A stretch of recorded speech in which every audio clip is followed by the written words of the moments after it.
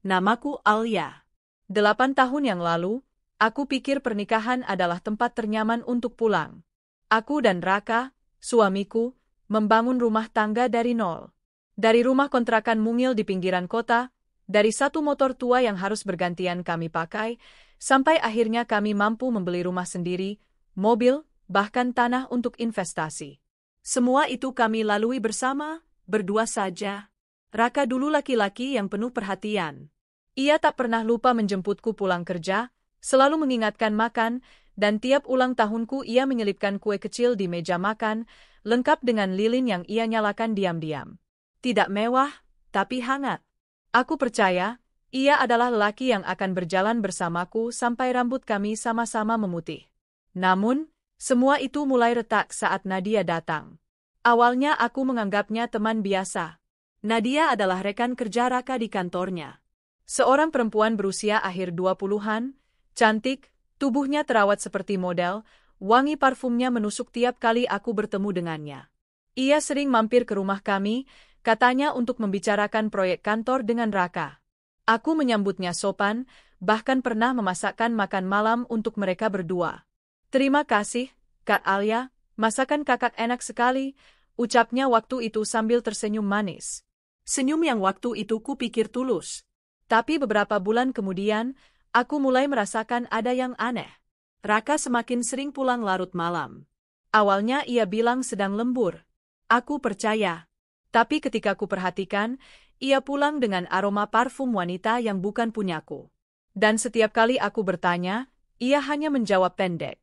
"Kerjaan banyak, jangan curiga terus." Hatiku mulai gelisah. Suatu malam, aku memutuskan untuk menunggu di ruang tamu. Jam sudah menunjukkan pukul 12 lewat, Raka belum juga pulang. Ponselnya tak aktif. Saat ia akhirnya datang, wajahnya merah, matanya berbinar aneh, dan di kerah kemejanya ada noda lipstik. "Ini apa?" tanyaku pelan, menunjuk noda itu. Dia menatapku beberapa detik, lalu tertawa sinis. "Alia, kamu sekarang kayak polisi aja. Capek tahu nggak? Tapi, Alia, aku lelah kalau kamu terus curiga. Nadia itu teman kantor, titik." Hatiku seperti diremas. Nama itu akhirnya ia sebutkan. Nadia. Aku hanya diam, mencoba menelan semua rasa perih itu. Hari-hari berikutnya, aku mulai melihat perubahan yang lebih jelas. Ia tak lagi memelukku ketika pulang. Sarapan pagi tak pernah ia sentuh. Obrolan kami kaku, seperti dua orang asing yang dipaksa tinggal di rumah yang sama. Dan, yang paling menyakitkan, ia mulai membanding-bandingkan aku dengan Nadia. Nadia itu bisa diajak ngobrol apa saja, nggak kayak kamu yang suka baper. Nadia ngerti kerjaanku, dia ngerti aku butuh ruang. Setiap kata itu seperti pisau. Tapi aku tidak menangis di depannya. Aku tahu, kalau aku menangis, aku akan terlihat lemah. Puncaknya terjadi di acara ulang tahun kantor Raka. Aku datang karena ia bilang semua pasangan karyawan diundang. Saat aku melangkah masuk, mataku langsung tertuju pada satu pemandangan, Raka sedang menari dengan Nadia. Tangan mereka saling bertaut, wajah mereka terlalu dekat, dan tawa itu, tawa yang dulu hanya milikku. Beberapa rekan Raka mulai berbisik-bisik. Aku bisa mendengar samar-samar. "Itu kan istrinya Raka, tapi kok..." "Ya ampun, Nadia nggak malu apa?" Aku berdiri terpaku. Lalu Nadia melihatku. Alih-alih canggung, ia tersenyum, senyum yang penuh kemenangan. Dan yang lebih parah, ia justru memeluk Raka di depan semua orang. Aku merasa seluruh tubuhku gemetar. Aku keluar dari ruangan itu tanpa menoleh lagi. Malam itu, Raka pulang tanpa rasa bersalah. "Kenapa tadi kamu pergi?" "Nggak sopan banget, Alia. Aku jadi malu sama teman-teman kantor." Aku menatapnya, mencoba mencari sedikit rasa bersalah di wajahnya. Tapi yang kutemukan hanya dingin dan kejengahan. Seolah aku adalah beban. "Raka, kamu berubah. Kamu selingkuh, kan?" Ia terdiam sebentar. Lalu kalimat itu keluar, kalimat yang akan kuingat selamanya. "Alia, aku rasa kita nggak cocok lagi. Aku mau kita pisah." Seperti itu saja. Tanpa drama, tanpa rasa iba. 8 tahun yang kami bangun runtuh hanya dalam satu kalimat. Beberapa hari kemudian, kabar itu menyebar. Nadia semakin berani menunjukkan dirinya di lingkungan kami. Ia menjemput Raka di depan rumah dengan mobil sport, sengaja membunyikan klakson panjang-panjang, seolah ingin semua tetangga tahu. Suatu siang, ketika aku keluar membeli sayur, ia melintas dan berhenti tepat di depanku. "Kak Alia, kabarnya gimana?" Suaranya dibuat manis, tapi tatapannya tajam. Maaf ya, sekarang Raka sama aku. Tapi jangan sedih, Kak. Kakak kan bisa cari yang lain." Lalu ia tertawa, tawa nyaring yang sengaja ia buat agar terdengar oleh orang-orang sekitar. Aku berdiri diam. Tidak membalas. Tidak memberi reaksi. Karena aku tahu, jika aku terpancing, aku akan kalah di matanya. Hari itu aku pulang, masuk ke kamarku, dan menatap cermin lama-lama. Wajahku memang pucat, mataku sembab. Tapi di balik semua itu, ada sesuatu yang menyala, tekad. Aku tidak akan membiarkan mereka merasa menang selamanya. Aku akan membalas. Tapi bukan dengan teriak, bukan dengan air mata. Balasanku akan sunyi, tapi mematikan. Aku tahu satu hal yang mereka berdua lupakan. Semua harta yang kami dapat selama menikah, sudah lama aku amankan atas namaku. Mereka pikir, setelah menceraikanku, mereka akan hidup mewah dengan rumah besar, mobil, tanah, dan tabungan yang kami punya. Tidak. Semua itu milikku. Dan mereka akan mengetahuinya dengan cara yang paling menyakitkan. Di luar sana, Nadia mungkin sedang tertawa bangga, memamerkan kemenangannya, merebut Raka. Raka mungkin berpikir aku akan menangis sendirian di kamar. Tapi yang sebenarnya kulakukan malam itu adalah membuka lemari besi di sudut kamar, memeriksa satu persatu sertifikat, akta, dan buku tabungan yang semuanya tercatat atas namaku. Aku mengusap setiap lembar sertifikat itu sambil tersenyum tipis. Balas dendamku baru saja dimulai. Hari-hari setelah pernyataan Raka untuk bercerai terasa seperti mimpi buruk yang tidak kunjung berakhir. Aku bangun pagi, menatap kasur kosong di sebelahku, dan menyadari bahwa kenyataan ini benar-benar terjadi. Rumah yang dulu dipenuhi suara tawa kini sunyi, hanya menyisakan suara detik jam yang seakan mengejekku setiap saat. Sidang perceraian baru akan dimulai minggu depan, tapi kabar soal retaknya rumah tanggaku sudah menyebar ke telinga semua orang di lingkungan ini. Gosip beredar lebih cepat daripada angin. Aku tidak perlu bertanya untuk tahu siapa sumbernya. Aku yakin Nadia lah yang mengatur semua ini. Pagi itu, saat aku menyapu halaman, aku mendengar suara tawa nyaring dari ujung jalan. Dan benar saja, sebuah mobil mewah berhenti di depan rumah tetangga. Nadia keluar dari kursi penumpang dengan gaun ketat yang membuatnya terlihat seperti hendak menghadiri pesta. Di belakangnya, Raka muncul, mengenakan kemeja putih yang baru dan jam tangan yang aku tahu ia beli dari hasil kerja keras kami dulu. Mereka berjalan beriringan, dan begitu melihatku, Nadia tersenyum lebar. Senyum itu bukan sekadar sapaan, itu adalah senyum kemenangan. "Oh, Kak Alia," katanya sambil mengayunkan tas bermerek di tangannya. "Lama nggak ketemu. Sehat kan?" Maaf ya kalau kemarin-kemarin aku jarang main ke rumah lagi. Takut kakak salah paham." Aku diam, menatapnya tanpa ekspresi. Tapi Nadia tidak berhenti. Ngomong-ngomong, nanti kalau sidang perceraian selesai, kakak mau tinggal di mana?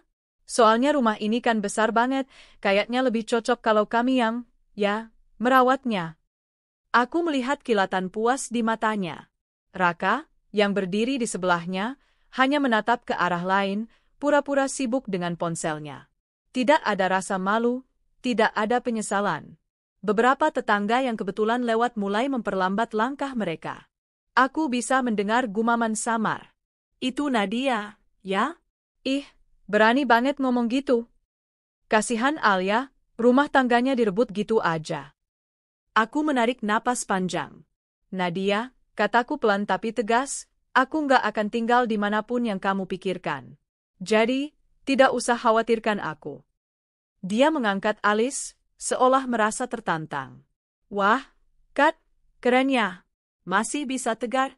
"Tapi ya, hidup kan harus move on. Kakak juga harusnya belajar ikhlas, biar nggak sakit hati." Aku hanya tersenyum tipis, lalu berbalik masuk ke rumah. Aku tahu kalau aku berdebat, aku akan terlihat seperti wanita cemburu yang kalah. Dan aku tidak akan memberi mereka kepuasan itu. Siangnya, aku menerima pesan dari nomor tak dikenal. Saat kubuka, ternyata foto-foto Raka dan Nadia sedang makan malam romantis di sebuah restoran mewah. Ada pula satu video pendek. Nadia memegang tangan Raka sambil berkata, "Akhirnya kamu jadi milikku seutuhnya," lalu mencium pipinya. Tidak butuh otak jenius untuk tahu siapa yang mengirimnya. Aku menatap foto-foto itu lama. Ada rasa marah, tapi anehnya, juga ada rasa geli. Mereka pikir aku akan hancur melihat ini? Mereka benar-benar tidak tahu apa yang sedang kupegang. Beberapa hari kemudian, aku harus menghadiri acara arisan di rumah Bu Ratna, tetangga sebelah. Aku sebenarnya enggan, tapi kupikir ini kesempatan bagus untuk melihat sejauh mana Nadia ingin bermain. Dan benar saja, ketika aku sampai, Nadia sudah ada di sana, duduk manis di kursi tamu, dengan cincin emas besar di jarinya, yang aku kenali sebagai cincin pemberianku pada Raka 3 tahun lalu. "Oh, Alia," serunya seolah kami sahabat lama. "Sini duduk sama aku." Aku duduk, menjaga jarak aman. Dia mulai berbicara dengan suara cukup keras agar semua orang mendengar. "Kalian tahu nggak? Raka itu pria yang luar biasa. Aku bersyukur banget dia memilih aku. Soalnya, aku kan bisa membuat dia bahagia." "Ya, bedalah sama dulu waktu."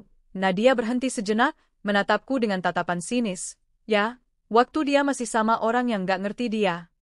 Beberapa ibu-ibu arisan menelan ludah, menunggu reaksiku. Aku hanya menyesap teh pelan.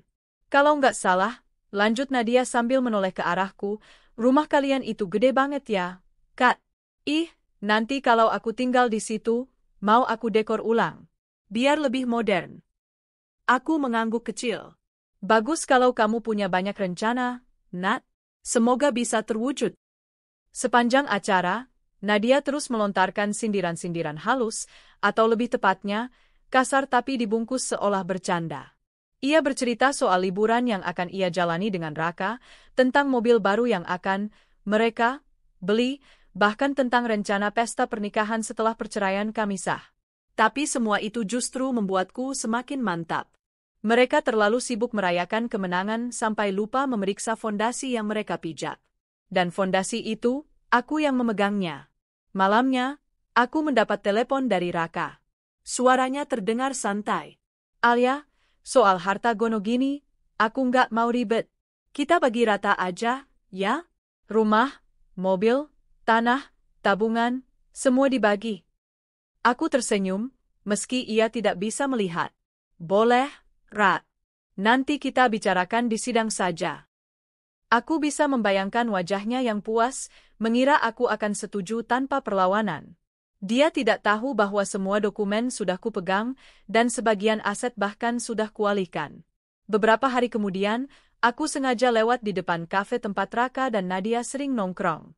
Dari luar, aku bisa melihat mereka duduk berdua, tertawa-tawa sambil memegang tangan. Aku tidak masuk, hanya berdiri sebentar di trotoar, cukup lama sampai Nadia melihatku. Dia menatapku dengan ekspresi bangga. Lalu, di depan mataku, ia mencium pipi Raka dan berbisik sesuatu yang membuatnya tertawa terbahak-bahak. Aku tahu itu sengaja. Aku berbalik dan pergi. Tapi dalam hati, aku berkata, tertawalah sekarang. Karena sebentar lagi, tawa itu akan berubah jadi tangis. Setiap penghinaan yang mereka lemparkan hanya menambah bahan bakar untuk rencana yang sudah kususun. Aku tidak akan teriak-teriak di depan mereka. Aku tidak akan melempar piring atau menangis di depan umum. Aku akan diam dan menunggu waktu yang tepat untuk menarik semua yang mereka pikir sudah mereka menangkan. Nadia mungkin merasa seperti ratu yang baru saja merebut tahta. Tapi dia lupa, tahta itu berdiri di atas tanah yang bukan miliknya. Dan sebentar lagi, aku akan menarik tanah itu dari bawah kakinya. Banyak orang bilang, perempuan itu selalu kalah di urusan perselingkuhan. Mereka menganggap kami hanya bisa menangis, mengasihani diri sendiri, lalu terpuruk. Tapi aku berbeda. Aku belajar dari awal pernikahan bahwa bertahan bukan hanya soal hati, tapi juga soal kepala yang dingin dan rencana yang matang. 3 tahun lalu, Ketika rumah tanggaku masih terlihat baik-baik saja, aku sudah mulai mencium gelagat yang membuatku waspada. Bukan tentang Nadia, aku bahkan belum mengenalnya saat itu, tapi tentang Raka. Raka mulai gemar menghamburkan uang untuk barang-barang mewah. Jam tangan mahal, sepatu kulit branded, bahkan ikut-ikutan main investasi tanpa riset. Uang kami mengalir keluar begitu cepat, dan kalau aku tidak berhati-hati, semua tabungan akan habis. Suatu malam, ketika ia sedang tertidur pulas, aku memandangi wajahnya lama. Dan di kepalaku, sebuah kesadaran muncul, aku harus punya pegangan sendiri. Kalau suatu hari nanti semua ini runtuh, aku tidak boleh pulang dengan tangan kosong. Besoknya, aku mulai bergerak. Langkah pertamaku adalah mengamankan aset yang sudah kami miliki. Rumah yang kami tempati saat itu memang hasil jerih payah bersama, tapi sejak awal, akta kepemilikan dan sertifikatnya kubuat atas namaku. Raka tidak terlalu peduli waktu itu, karena ia menganggap semua ini adalah milik bersama, mau ditulis atas nama siapapun sama saja. Itulah kesalahan fatalnya. Untuk tanah yang kami beli sebagai investasi, aku sengaja memproses semua dokumen melalui notaris yang kukenal baik, seorang sahabat ayahku. Dengan alasan teknis, semua surat tanah itu pun terdaftar atas namaku. Begitu pula dengan kendaraan, mobil keluarga dan 2 motor kami, semuanya atas nama Alia Kusuma Dewi. Aku juga mulai memisahkan keuangan. Tabungan bersama tetap ada, tapi jumlahnya tidak besar. Aku sengaja mengatur gaji Raka masuk ke rekening itu, sementara gajiku sendiri masuk ke rekening pribadi yang tidak pernah kusampaikan padanya. Untuk mempertebal keamanan, aku mulai membeli logam mulia. Batangan-batangan emas itu kusimpan di brankas kecil di kamar, bercampur dengan perhiasan kawin yang jarang kupakai. Tidak ada yang tahu kecuali aku. Lalu, aku mulai membuat cadangan darurat. Aku menjual beberapa aset kecil, seperti motor lama dan sebidang tanah sempit, dan uangnya kupindahkan ke rekening di bank lain. Aku sengaja membuatnya di luar kota, agar tidak mudah dilacak. Semua ini kulakukan tanpa ada yang curiga. Raka terlalu sibuk dengan dunianya, dan dia selalu menganggapku istri yang hanya mengurus rumah. Dia tidak tahu bahwa di balik kesibukan memasak dan membereskan rumah, aku sedang menyusun pondasi untuk masa depanku sendiri. Ketika Nadia mulai muncul di hidup kami, aku sudah punya semua ini. Saat mereka mulai terlihat dekat, aku tidak langsung bereaksi. Aku hanya mengamati, sambil memperkuat posisiku. Aku memeriksa ulang semua dokumen, memindahkan sertifikat ke tempat yang lebih aman, sebuah kotak penyimpanan di bank, bukan lagi di rumah. Beberapa malam sebelum Raka resmi mengucapkan ingin bercerai, aku mengambil semua buku tabungan, emas, dan dokumen penting, lalu memindahkannya ke apartemen kecil yang baru saja kubeli secara tunai. Apartemen itu tentu saja juga atas namaku, dan lokasinya cukup jauh dari rumah. Kuncinya kusimpan di dalam dompet, tersembunyi di balik lapisan kartu-kartu bank. Ada satu malam yang tak akan kulupakan. Malam itu, Raka pulang larut, mabuk, dan tertidur di sofa. Ponselnya jatuh di lantai, layarnya menyala. Aku melihat pesan dari Nadia. Sayang, nggak sabar rasanya kita tinggal di rumah besar itu. Kita dekor ulang biar lebih nyaman, ya. Aku tersenyum tipis. Mereka begitu percaya diri seolah rumah itu sudah milik mereka. Padahal, yang sebenarnya terjadi adalah mereka tidak akan pernah mendapatkannya. Beberapa hari kemudian, aku mendatangi notaris kepercayaanku untuk memastikan segalanya aman. Bu Alia, semua sertifikat rumah, tanah, dan kendaraan sudah jelas atas nama ibu. Tidak ada yang bisa mengambilnya kecuali ibu sendiri yang menjual atau menghibahkan, kata Pak Dwi, notaris itu. Aku mengangguk puas. Baik, Pak. Tolong juga pastikan tidak ada celah hukum yang bisa mereka pakai. Tenang saja, jawabnya sambil tersenyum. Kalau perceraian nanti, mereka tidak akan bisa menyentuh aset ini karena semua bukti kepemilikan jelas. Aku keluar dari kantor notaris dengan langkah ringan. Sinar matahari siang itu terasa seperti sinyal kemenangan kecil. Dalam hati, aku sudah bisa membayangkan wajah Nadia saat menyadari bahwa semua mimpinya tentang hidup mewah bersama Raka akan lenyap. Tapi aku tidak terburu-buru.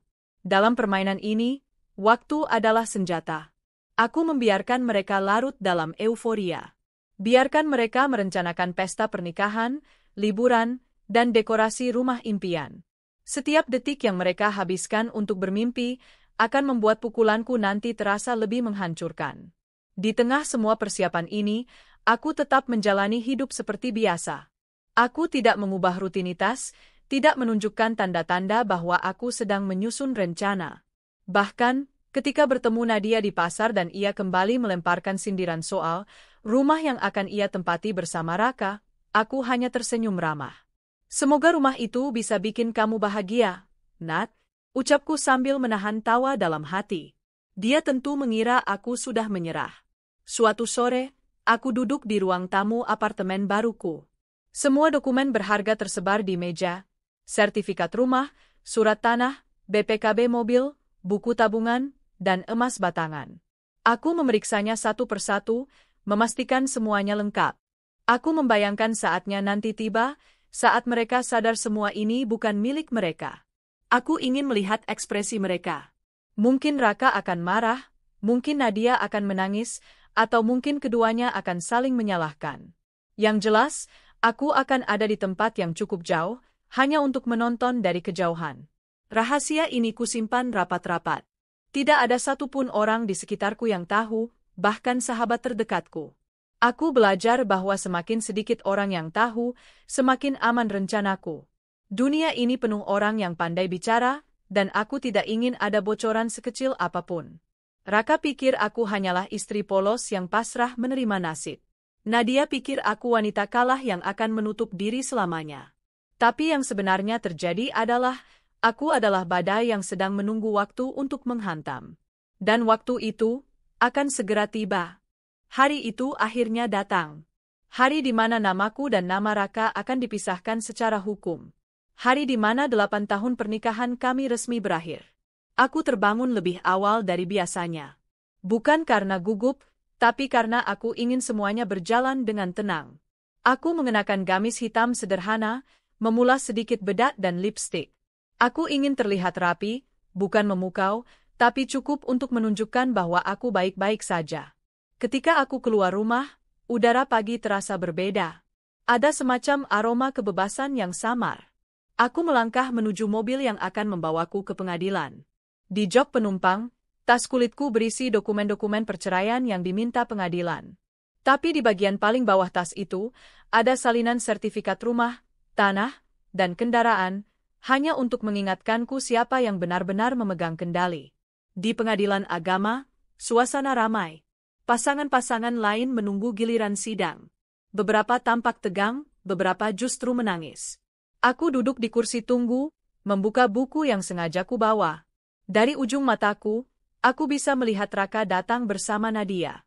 Nadia mengenakan gaun pastel dan sepatu hak tinggi. Wajahnya dipulas sempurna, seolah ia akan menghadiri pesta pernikahan, bukan sidang perceraian orang lain. Di sebelahnya, Raka memakai kemeja biru muda. Ia terlihat percaya diri. Ketika melihatku, Nadia tersenyum lebar, lalu meraih tangan Raka. Kak Alia sudah datang, ucapnya dengan suara yang cukup keras agar semua orang mendengar. Semoga sidangnya cepat ya, biar kami bisa mulai hidup baru. Beberapa orang menoleh. Aku menutup bukuku perlahan dan membalas dengan senyum tipis. Semoga, jawabku singkat. Saat sidang dimulai, aku duduk di kursi tergugat. Raka di kursi penggugat, dengan Nadia di kursi pengunjung. Majelis hakim memulai sidang dengan formalitas, lalu meminta Raka menyampaikan alasan perceraian. Yang mulia, kata Raka, saya dan Alia sudah tidak cocok lagi. Kami sering bertengkar, komunikasi buruk, dan saya sudah tidak bisa mempertahankan rumah tangga ini. Hakim menoleh padaku. Ibu Alia, apakah Anda membantah? Aku menggeleng. Tidak, Yang mulia. Saya menerima perceraian ini. Hakim mencatat sesuatu. Bagaimana soal harta bersama? Raka cepat menyela. Kami akan membagi rata rumah, tanah, kendaraan, dan tabungan. Aku tersenyum kecil. Yang mulia, saya tidak mengajukan pembagian harta bersama dalam sidang ini. Raka menoleh padaku, terkejut. Nadia menatapku curiga. Kenapa? Tanya hakim. Saya rasa tidak perlu. Semua aset sudah tercatat sesuai kepemilikan yang sah. Hakim mengangguk. Baik. Kalau begitu, kita fokus pada perkara perceraian. Sidang berjalan cepat. Tanpa sengketa harta, keputusan pun keluar hari itu juga. Hakim mengetukkan palu. Mulai hari ini, pernikahan antara saudara Raka dan saudari Alia dinyatakan putus karena perceraian. Suara palu itu seperti tanda resmi dari semesta, aku bebas. Raka tampak lega. Nadia bahkan tersenyum, seperti anak kecil yang mendapatkan mainan baru. Mereka berdiri, bersiap keluar. Tapi sebelum melangkah pergi, Nadia menoleh padaku.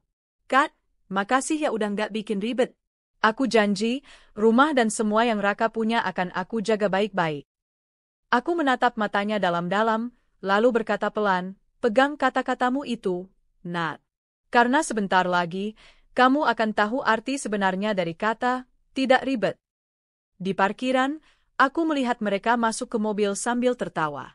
Mereka pikir hari ini adalah kemenangan mereka. Tapi bagi aku, ini hanyalah pembukaan. Aku tidak merasa sedih. Justru ada rasa puas yang perlahan mengisi dadaku. Aku pulang bukan ke rumah yang dulu kutinggali bersama Raka, tapi ke apartemen baruku. Begitu masuk, aku langsung duduk di meja makan dan mengeluarkan semua salinan dokumen aset. Rumah? Atas nama Alia Kusuma Dewi. Tanah? Atas nama Alia Kusuma Dewi. Mobil dan motor? Atas nama Alia Kusuma Dewi. Tabungan? Rekening pribadiku yang tidak pernah mereka tahu. Malam itu, aku membayangkan skenario yang akan terjadi. Raka dan Nadia pasti akan segera pindah ke rumah besar itu. Mereka akan mulai mengatur ulang interior, mungkin memindahkan perabot. Lalu, saat mereka mencoba mengurus pajak, listrik, atau bahkan ingin menjual salah satu aset, mereka akan menemukan kenyataan pahit. Semua itu bukan milik mereka. Aku sengaja tidak melakukan apapun hari ini. Aku akan memberi mereka waktu untuk bermimpi. Biarkan mereka mengira rumah itu sudah jadi milik mereka sepenuhnya. Semakin tinggi mereka melambung, semakin sakit saat jatuh nanti. Keesokan harinya, aku menerima telepon dari seorang kerabat jauh. Alia, aku dengar kamu udah resmi cerai. Kamu nggak apa-apa? Aku tersenyum walau ia tak bisa melihat. Aku baik-baik saja, Mbak. Malah lebih baik dari yang mereka kira. Aku kira kamu bakal rebutan rumah sama Raka. Untuk apa? Kalau sesuatu memang milikku, kenapa aku harus rebutan? Jawabku santai. Ia terdiam sejenak sebelum berkata, kamu memang beda, Alia. Aku nggak tahu kamu nyimpan apa di kepalamu, tapi aku yakin, mereka nggak akan baik-baik saja. Hari perpisahan ini bukanlah akhir bagiku. Ini adalah titik di mana aku mulai mengubah arah hidupku. Raka mungkin mengira aku akan hidup miskin setelah dia pergi. Nadia mungkin berpikir dia memenangkan segalanya. Tapi tidak ada yang tahu bahwa aku telah menyiapkan panggung di mana mereka berdua akan memainkan peran utama, sebagai sepasang kekasih yang hancur karena keserakahan mereka sendiri. Dan aku akan menjadi satu-satunya penonton yang duduk nyaman, menonton drama itu sampai akhir. Sudah 2 minggu berlalu sejak sidang perceraian. Seperti yang sudah kuduga, Raka dan Nadia langsung pindah ke rumah besar itu. Dari cerita tetangga, mereka datang membawa beberapa koper dan kardus, lalu memindahkan beberapa furnitur yang menurut Nadia tidak sesuai selera. Bahkan, kabarnya Nadia memanggil tukang interior untuk mulai renovasi. Aku hanya tersenyum mendengar kabar itu. Biarkan mereka menghabiskan uang mereka sendiri untuk mempercantik rumah yang sebentar lagi tidak akan mereka tempati lagi. Pagi itu, aku sedang duduk di balkon apartemen baruku sambil menyeruput kopi. Ponselku berdering. Nomor Raka. Aku menunggu 3 kali dering sebelum mengangkat. Alia, suaranya terdengar datar, tapi ada nada sedikit tergesa, aku butuh salinan sertifikat rumah. Katanya untuk urusan pajak tahunan, tapi aku nggak nemu di lemari. Aku menjawab pelan, sertifikat itu ada padaku. Kenapa kamu butuh? Yaitu, supaya nanti gampang kalau kita mau jual atau buat agunan. Kan rumah itu harta bersama. Aku tertawa kecil. Rumah itu atas nama aku, Raka. Jadi, kalau mau jual atau agunkan, kamu harus minta izin aku dulu. Dan jawabannya? Tidak. Hening di seberang. Aku bisa merasakan napasnya memburu. Alia, jangan main-main. Kita dulu beli sama-sama. Betul. Tapi kamu yang dulu setuju semua sertifikat atas nama aku. Ingat? Suaraku tetap tenang. Aku tidak main-main, Raka. Aku hanya melindungi apa yang memang milikku. Besoknya, giliran Nadia yang menelepon. Nada bicaranya manis di awal, tapi tajam di akhir. Kak Alia, kita kan sekarang keluarga besar, ya. Masa iya sih sertifikat rumah nggak dikasih? Kan kita mau rawat rumah itu. Lagian, kakak kan udah nggak tinggal di situ lagi. Aku tersenyum walau dia tak bisa melihat. Nat, rumah itu milikku secara hukum. Kamu bisa rawat rumah itu dengan cara paling sederhana, keluar dari sana sebelum aku minta bantuan pengadilan untuk mengosongkan. Nada manisnya hilang seketika. Kakak tega banget, ya? Aku cuma mempraktikkan apa yang kalian ajarkan padaku, memikirkan diri sendiri dulu. Seminggu kemudian, kabar baru datang. Renovasi rumah terpaksa berhenti. Tukang interior menolak melanjutkan pekerjaan karena pembayaran tahap kedua tidak dilakukan. Rupanya, uang Raka mulai menipis. Mobil sport yang dulu mereka pakai untuk pamer pun tiba-tiba hilang dari garasi, ditarik leasing karena angsuran macet. Raka menelepon lagi. Kali ini suaranya memohon. Alia, aku tahu kita udah nggak bersama, tapi bisakah kamu bantu? Setidaknya untuk bayar tunggakan listrik dan air di rumah itu. Tagihannya menumpuk. Aku menahan tawa. Rumah itu milikku, Rat. Kalau aku mau, aku bisa matikan listrik dan air sekarang juga. Tapi aku nggak akan lakukan, untuk sementara. Dia terdiam. Mungkin mulai sadar bahwa aku tidak lagi menjadi Alia yang dulu, yang selalu mengalah. Hari berikutnya, aku mendapat surat dari kelurahan. Isinya adalah permintaan persetujuan untuk perubahan nama pemilik rumah di data administrasi. Aku tahu ini ulah Raka dan Nadia, mereka mencoba mengubah nama tanpa sepengetahuanku. Aku langsung mendatangi kantor kelurahan. Maaf, Bu Alia, kata petugas, permintaan ini otomatis kami tolak karena dokumen kepemilikan jelas atas nama Ibu. Mereka tidak bisa mengubahnya tanpa tanda tangan Ibu. Aku mengucapkan terima kasih sambil menandatangani surat penolakan. Sambil berjalan keluar, aku membayangkan wajah Nadia saat menerima kabar penolakan itu. Pasti menyakitkan. Sore itu, ponselku kembali berdering. Kali ini, Nadia tidak lagi mencoba bersuara manis. Kak Alia, kamu pikir kamu bisa bikin kita nyerah?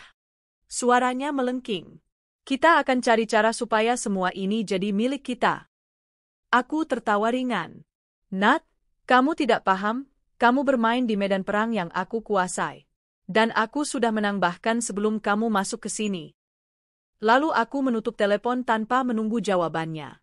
Beberapa hari kemudian, aku memutuskan untuk melakukan langkah berikut, mengajukan penarikan rumah dari tangan mereka secara legal. Aku datang ke pengadilan membawa semua bukti kepemilikan. Prosesnya memang akan memakan waktu, tapi aku tidak terburu-buru. Sementara proses berjalan, aku membiarkan mereka menanggung semua beban rumah itu, tagihan, perawatan, dan renovasi yang belum selesai. Tetangga mulai bercerita padaku lewat pesan. Alia, mereka sering ribut sekarang. Katanya Nadia marah karena Raka nggak bisa kasih uang untuk bayar tukang dan cicilan mobil. Aku membaca pesan itu sambil tersenyum. Semua berjalan sesuai rencana. Suatu malam, aku menerima pesan singkat dari nomor tak dikenal. Aku salah. Kalau bisa, aku mau kita bicara. Aku tahu itu dari Raka, tapi aku tidak membalas. Balas dendam terbaik adalah membiarkan mereka hancur sendiri, tanpa aku perlu ikut campur lebih jauh. Di luar sana, Raka dan Nadia mungkin masih mencoba bertahan, tapi aku tahu mereka sedang terpojok. Semua rencana mereka tentang hidup mewah, pesta, dan liburan kini berubah menjadi tumpukan tagihan dan rasa frustasi. Dan aku duduk di balkon apartemenku, memandangi langit malam, sambil menyeruput kopi panas. Tidak ada rasa bersalah sedikit pun. Karena semua ini hanyalah konsekuensi dari pilihan mereka sendiri. Malam itu, angin berembus kencang di sekitar kompleks perumahan elit itu. Dari kabar yang kudapat, rumah megah yang dulu kutinggali kini tak lagi semewah saat aku meninggalkannya. Taman yang dulu terawat kini dipenuhi rumput liar. Lampu taman yang biasanya menyala lembut di malam hari mati, entah karena bohlamnya putus atau mereka sengaja mematikannya untuk menghemat listrik. Beberapa tetangga mengirimiku foto-foto. Ada gambar cat dinding yang mulai terkelupas, peralatan dapur yang berantakan, bahkan teras depan yang penuh kardus kosong bekas perabotan. Raka dan istrinya sering berantem sekarang, tulis salah satu tetangga lewat WhatsApp. Katanya, teriakan mereka bisa terdengar sampai luar. Kadang suara Nadia yang mengomel, kadang suara Raka yang membanting pintu. Pagi itu, aku menerima kabar menarik. Mobil sedan hitam yang dulu sering Raka pakai, ternyata juga ditarik liasing. Kini, mereka hanya mengandalkan motor metik tua yang dulu kupakai untuk belanja harian. Ironis, motor itu pun masih atas namaku. Aku sengaja membiarkan mereka memakainya, untuk sementara. Aku membayangkan bagaimana wajah Nadia saat harus duduk di belakang motor, rambutnya yang biasanya tergerai cantik kini diikat seadanya karena angin jalanan. Pasti jauh dari gambaran hidup mewah yang dulu ia bayangkan.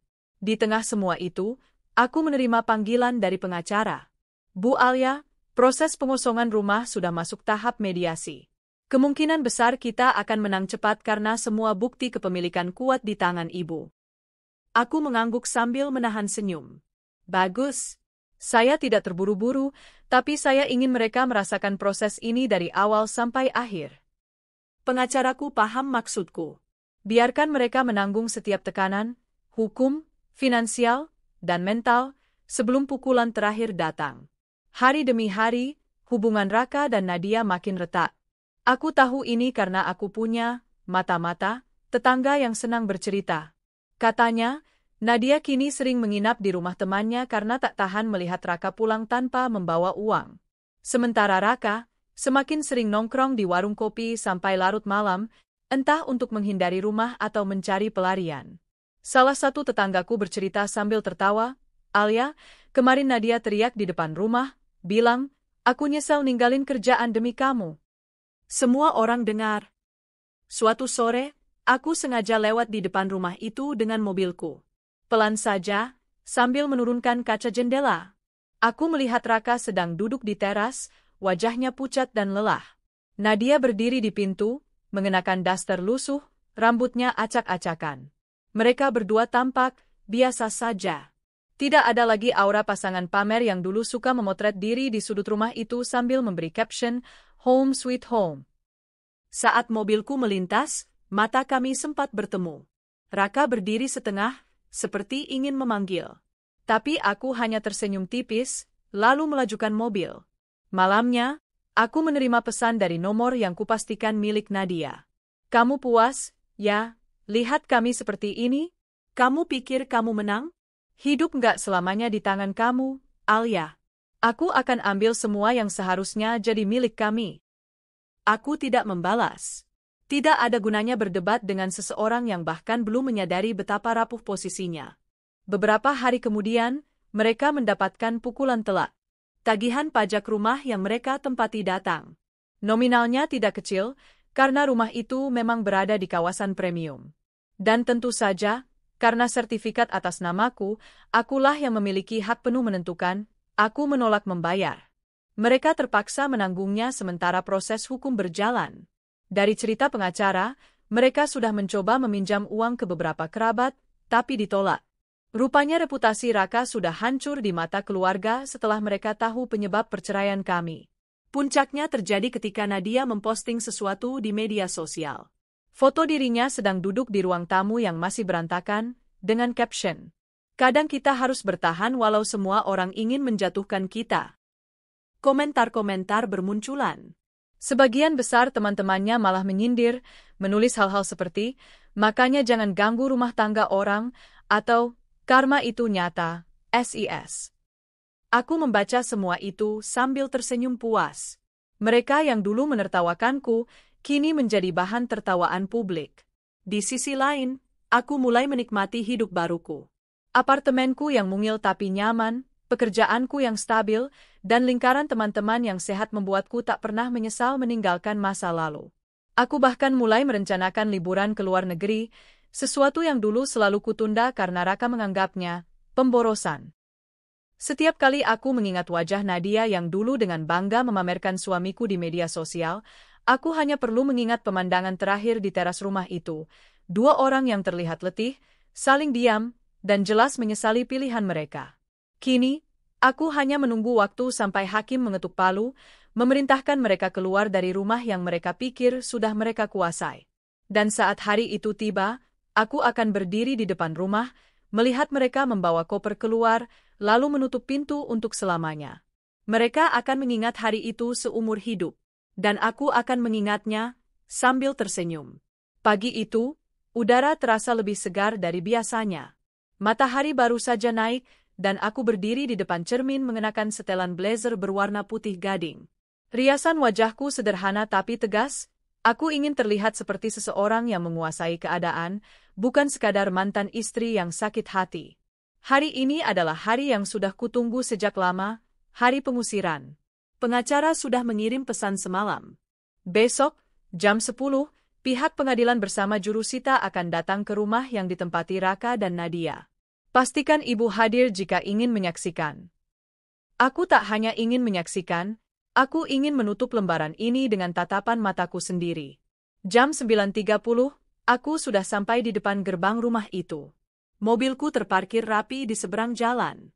Aku melihat pagar rumah masih tertutup, tapi dari balik jendela terlihat bayangan seseorang mondar-mandir. Nadia. Aku bisa membayangkan suasana di dalam, Raka yang murung, Nadia yang panik, dan tumpukan koper di sudut ruang tamu. Tak lama kemudian, sebuah mobil dinas berhenti di depan rumah. Dua petugas berseragam dan seorang pria berjas hitam keluar. Itulah jurusita dan pengacara dari pihak pengadilan. Ketukan keras terdengar. Selamat pagi. Kami dari pengadilan, sesuai putusan nomor sekian-sekian, rumah ini akan dikosongkan hari ini. Mohon kerjasamanya. Awalnya tidak ada jawaban. Lalu pintu terbuka sedikit, menampakkan wajah Nadia yang kusut. Kami masih butuh waktu. Kami belum siap pindah. Suaranya parau, hampir histeris. Jurusita tetap tenang. Sesuai hukum, batas waktu sudah habis. Ibu dan bapak diberi waktu 3 bulan sebelumnya untuk mengosongkan rumah. Hari ini, rumah ini resmi dikembalikan kepada pemilik sahnya, Ibu Alia. Saat namaku disebut, Nadia memandang ke arahku dengan tatapan penuh kebencian. Aku hanya berdiri dengan tangan terlipat, menatapnya tanpa sepatah kata. Raka muncul dari belakang, wajahnya jauh lebih tua daripada terakhir kali aku melihatnya dari dekat. Kantung matanya gelap, dan rambutnya yang dulu selalu rapi kini acak-acakan. Ini semua nggak adil, Alia, katanya lirih. Aku mengangkat alis. Yang nggak adil itu kamu menceraikan aku demi orang yang bahkan nggak bisa bertahan dalam kesulitan. Ini konsekuensi pilihan kalian. Nadia langsung menyambar, kamu pikir kamu pemenang? Hidup nggak selamanya milik kamu. Aku tersenyum tipis. Mungkin. Tapi hari ini jelas bukan milik kalian. Petugas mulai masuk, memberi waktu 10 menit untuk mereka mengeluarkan barang-barang pribadi. Aku memperhatikan bagaimana Nadia berlari ke kamar, menyeret koper dan beberapa kardus, sementara Raka hanya duduk di sofa, menatap kosong ke lantai. Beberapa tetangga sengaja berdiri di luar pagar, berpura-pura sedang lewat tapi jelas ingin menonton. Bisik-bisik terdengar. Kasihan, ya, dulu pamer mulu. Karma cepat banget kerjanya sekarang. Nadia mendengar itu dan menoleh tajam, tapi tak bisa berkata apa-apa. Setelah semua barang keluar, jurusita meminta mereka menandatangani berita acara. Silakan tanda tangan di sini, Pak, Bu, ucapnya tegas.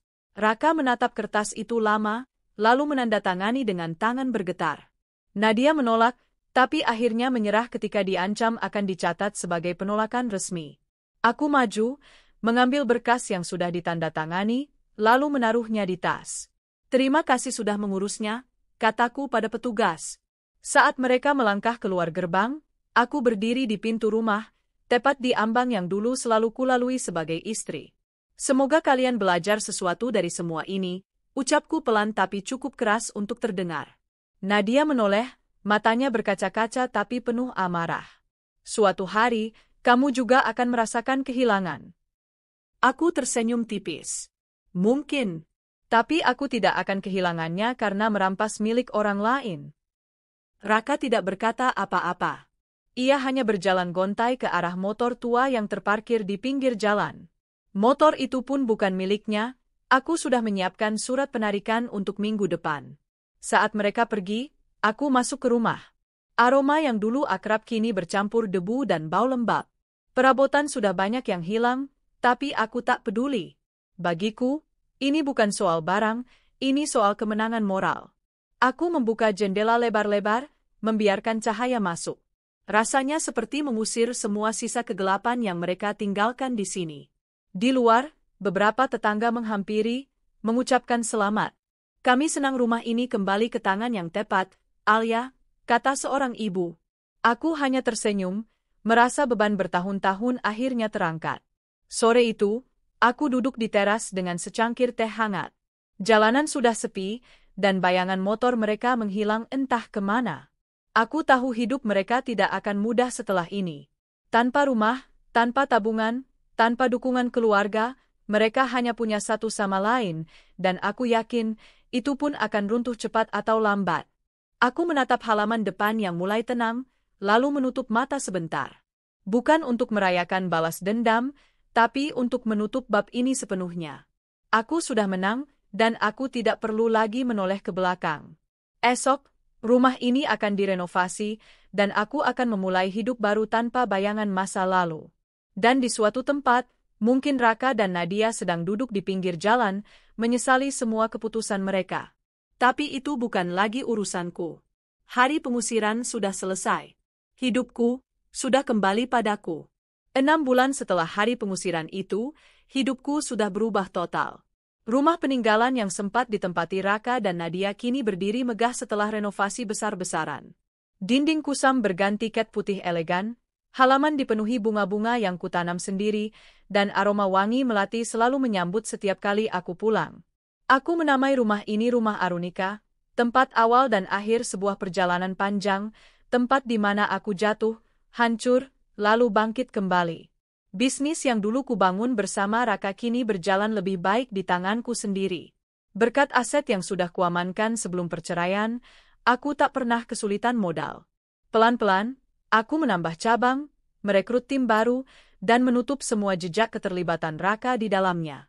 Kini, semua hasil kerja keras itu sepenuhnya milikku. Tentang Raka dan Nadia?